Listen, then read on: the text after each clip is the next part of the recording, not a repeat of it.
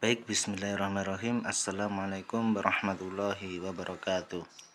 Perkenalkan, nama saya Alan Alda Nugroho, NIM 2012002223, akan menjelaskan terkait ruang lingkup filsafat pendidikan Islam dan ilmu pendidikan Islam. Langsung saja, kita akan membahas tentang apa itu filsafat terlebih dahulu. Kata filsafat berasal dari bahasa Yunani. Kata ini berasal dari kata filosofia yang berarti cinta pengetahuan. Terdiri dari kata philos yang berarti cinta, senang, dan suka. Serta kata sophia berarti pengetahuan, hikmah, dan kebijaksanaan. Filsafat menurut asal katanya adalah cinta akan kebenaran. Dengan demikian dapat ditarik kesimpulan bahwa filsafat adalah cinta ilmu pengetahuan atau kebenaran, suka kepada hikmah dan kebijaksanaan. Jadi, orang yang berfilsafat adalah orang yang mencintai kebenaran, berilmu pengetahuan, ahli hikmah, dan bijaksana. Berkaitan dengan hakikat filsafat, yang dimaksud adalah untuk menemukan pengertian atau makna filsafat secara utuh, mendalam, dan komprehensif. Pengertian filsafat secara bahasa sudah saya jelaskan. Maka adapun menurut Surajio, seorang ahli kata filsafat yang dalam bahasa Arab dikenal dengan istilah falsafah dan dalam bahasa Inggris dikenal dengan istilah filosofi, adalah dari bahasa Yunani filosofia seperti yang saya jelaskan tadi. Berdasarkan apa yang saya katakan tadi, maka dapat ditarik sebuah kesimpulan bahwa secara etimologis kata filsafat dapat diartikan sebagai cinta atau kecenderungan akan kebijaksanaan atau cinta pada pengetahuan yang bijaksana, dan dapat diartikan pula sebagai cinta secara mendalam akan kebijaksanaan atau cinta sedalam-dalamnya akan kearifan atau cinta secara sungguh-sungguh terhadap pandangan kebenaran.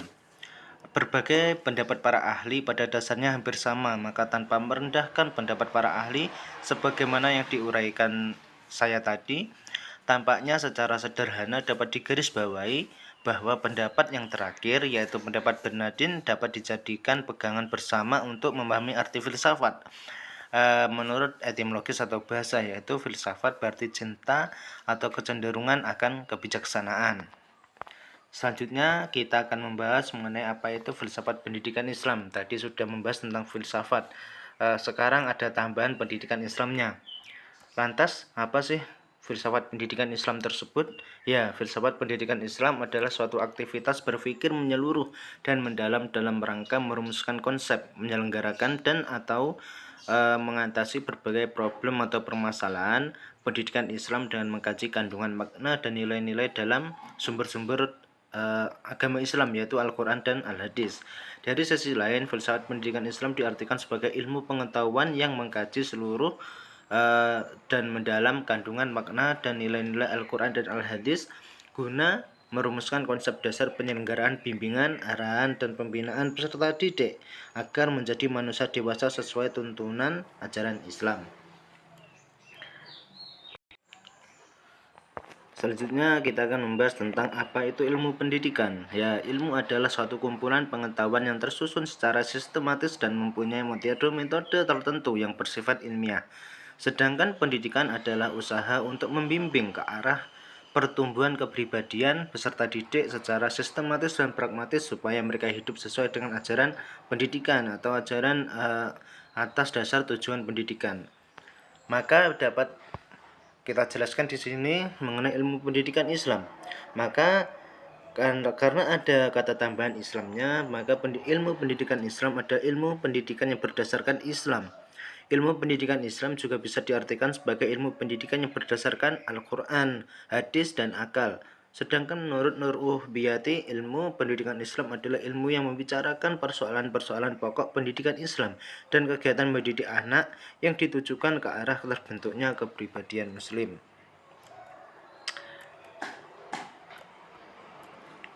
Semua orang itu hampir dikenai oleh pendidikan dan melaksanakan pendidikan. Pendidikan itu tidak terpisah dengan kehidupan manusia. Misalkan anak-anak menerima pendidikan dari orang tuanya, dan ketika anak-anak ini sudah dewasa, sudah berumah tangga atau berkeluarga, maka anak-anak yang sudah berumah tangga ini, sudah dewasa ini, akan kembali lagi seperti orang tuanya dulu, yaitu membimbing mendidik anak-anaknya. Jadi pendidikan di sini seakan-akan menjadi putar balik kehidupan. Semua orang pasti terkena pendidikan seperti itu. Maka selanjutnya kita akan membahas tentang ruang lingkup dan wajib kajian filsafat pendidikan Islam dan ilmu pendidikan Islam.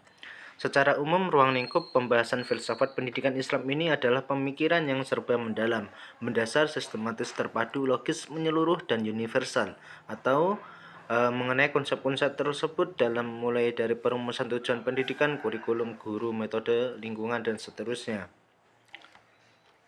Objek material filsafat pendidikan Islam adalah segala hal yang berkaitan dengan usaha manusia secara sadar untuk menciptakan kondisi yang memberi peluang berkembangnya kecerdasan, pengetahuan, dan kepribadian atau akhlak peserta didik melalui pendidikan. Sedangkan objek formalnya adalah aspek khusus daripada usaha manusia secara sadar, yaitu penciptaan kondisi yang memberi peluang pengembangan kecerdasan, pengetahuan, kepribadian, sehingga peserta didik memiliki kemampuan untuk menjalani dan menyelesaikan permasalahan hidupnya dengan menempatkan Islam sebagai acuan atau petunjuk. Kenapa ada Islamnya di sini? Karena kita membahas tentang filsafat pendidikan Islam, ada ketambahan Islamnya. Selanjutnya mengenai ruang lingkup dan objek ilmu pendidikan Islam. Ditinjau dari segi fungsinya, objek ilmu pendidikan dapat dibedakan menjadi dua, yaitu objek formal atau bidang yang menjadi keseluruhan ruang lingkup garapan riset pendidikan, dan kedua objek material atau aspek-aspek yang menjadi garapan langsung riset pendidikan. Objek formal tersebut berkenaan dengan bidang yang menjadi keseluruhan ruang lingkup garapan sebuah ilmu, sedangkan objek materialnya ilmu berkenaan dengan aspek-aspek yang menjadi garapan penyelidikan langsung ilmu yang bersangkutan. Objek berarti hal, perkara, atau orang yang menjadi pokok pembicaraan. Maka dengan istilah pendidikan ilmu pendidikan Islam ini, maka dimaksudkan adalah bagian-bagian yang menjadi sasaran kajian dan kegiatan ilmu pendidikan Islam. Nur Ubiyati mengemukakan bahwa ilmu pendidikan mempunyai ruang lingkup yang sangat luas karena di dalamnya banyak segi-segi atau pihak-pihak yang ikut terlibat baik langsung ataupun tidak langsung. Objek ilmu pendidikan Islam ini ialah situasi pendidikan yang terdapat pada dunia pengalaman. Untuk itu, berdasarkan penjelasan tersebut memberikan pemahaman bahwa objek ilmu pendidikan Islam adalah keadaan atau bidang-bidang dari pendidikan Islam yang ada dalam proses kehidupan, yang menjadi sasaran kajian dan kegiatan dari ilmu pendidikan Islam. Lebih lanjut lagi, bahwa objek atau ruang lingkup ilmu pendidikan Islam ini meliputi perbuatan mendidik itu sendiri, yang artinya seluruh kegiatan, tindakan, atau perbuatan dan sikap yang dilakukan pendidik sewaktu menghadapi atau mengasuh anak didik. Selanjutnya ada anak didik. Anak didik ini dimaksudkan yaitu pihak yang menjadi objek terpenting dari pendidikan karena mereka menjadi sasaran pelaksanaan kegiatan pendidikan Islam. Selanjutnya ada dasar dan tujuan pendidikan Islam, yang berarti landasan yang menjadi fondasi serta sumber dari segala kegiatan pendidikan Islam. Dasar atau sumber pendidikan Islam ini adalah Al-Quran dan Al-Hadis, sedangkan tujuannya yaitu arah kemana anak didik akan dibawa dalam kegiatan pendidikan Islam. Dalam hal ini secara tujuannya adalah ingin membentuk anak didik menjadi manusia yang dewasa yang berkepribadian muslim. Selanjutnya ada pendidik, yaitu subjek yang melaksanakan pendidikan Islam. Pendidik yang mengajarkan, mendidik, mengasuh seorang anak didik tersebut. Materi pendidikan Islam, yaitu bahan-bahan atau pengalaman belajar ilmu agama Islam yang disusun sedemikian rupa dengan susunan yang lazim dan logis untuk disajikan dan dipahami atau diajarkan oleh kepada anak didik.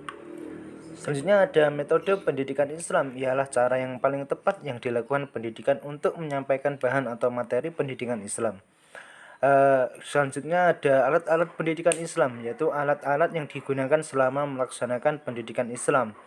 Adapun lingkungan sekitar pendidikan Islam, di mana yang dimaksudkan ialah keadaan yang ikut berpengaruh dalam pelaksanaan hasil pendidikan Islam. Lingkungan sendiri secara umum dibangun menjadi tiga. Yang pertama ada lingkungan keluarga, yang kedua ada lingkungan sekolah, yang ketiga ada lingkungan masyarakat. Selanjutnya yang terakhir ada evaluasi pendidikan, yaitu memuat cara-cara bagaimana melakukan evaluasi atau penilaian terhadap hasil belajar anak didik. Baik, terima kasih. Itu saja dari saya. Apabila ada salah kata, salah pemahaman atau salah pembahasan, saya mohon maaf sebesar-besarnya. Wassalamualaikum warahmatullahi wabarakatuh.